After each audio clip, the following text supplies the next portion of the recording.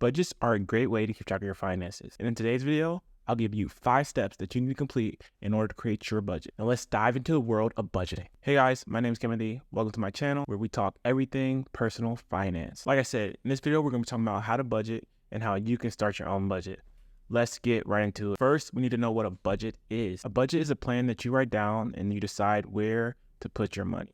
A budget will make sure you have enough money from month to month. And then when you hear budget, you look at it as a restricting thing, but it actually allows you to spend on things that you love. Budgeting can lead to a better future for you and your family. First, we're going to determine your income. How much do you get paid? Are you hourly or salary employee? Do you get paid weekly, bi-weekly, monthly? We need to know. We need to decide how much you get paid so we can decide how much you're going to budget. Focus on your take-home pay. We're not going to talk about gross, which is pre-tax income. We're talking about post-tax income because that's what's actually going to your account and that's what's going towards your expenses. Number 2, we're going to calculate your monthly expenses. It's time to run your expenses.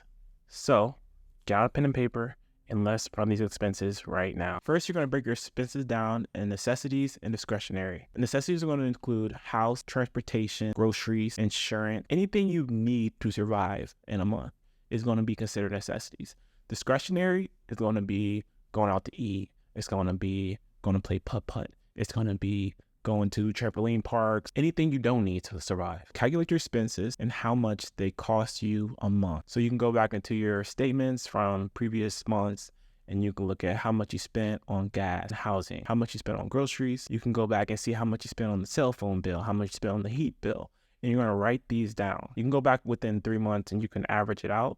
Or you can just go back last month, see what you spent, and write those expenses out and the total number of what you wrote out. Number 3, set realistic goals. This is where we start looking at our budget and seeing how much we can spend in certain categories. How much are we able to spend in groceries? How much are we able to spend in housing? How much are we able to spend in transportation? You're going to write down a limit of how much you're going to spend. An example is we spent $600 on groceries last month. I believe that we could spend $400 on groceries. We're not going to say we went out to eat, we spent $500 on going out to eat, and then next month we're going to do $100 in our budget. Most likely not going to happen. We're going to say we spent $500 going out to eat last month.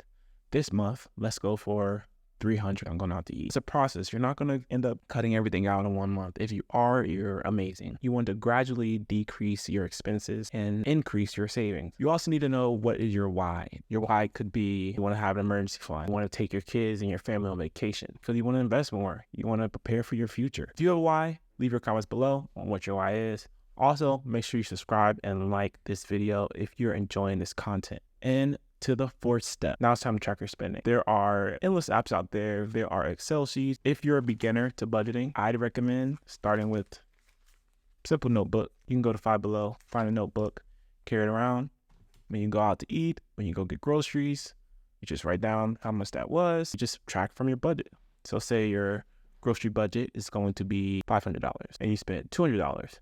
So you're going to say 500 and then you're going to subtract 200 from it and I'll give you $300. And now you have $300 left for the month to spend. And then you got to pick a budgeting plan. So there are 3 budgeting plans that I am familiar with, that I am comfortable with.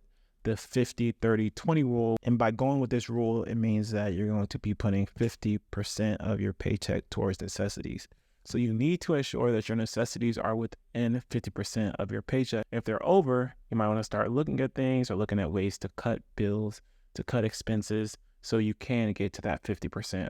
Or you can take away from the 30% towards wants and you can put that towards necessities, or you can put that towards savings. I would recommend putting towards savings, especially if you're in a bad situation that you need to get out of, or if you need to save for that emergency fund, because the emergency fund is very important. So you're not relying on credit to fund your lifestyle. Another budgeting plan is the envelope system. You have probably seen this system on TikTok described as cash stuffing. When you stuff envelopes with money, and these envelopes are designated towards certain expenses. An example is, let's call this an envelope. So you have an envelope, the envelope says gas.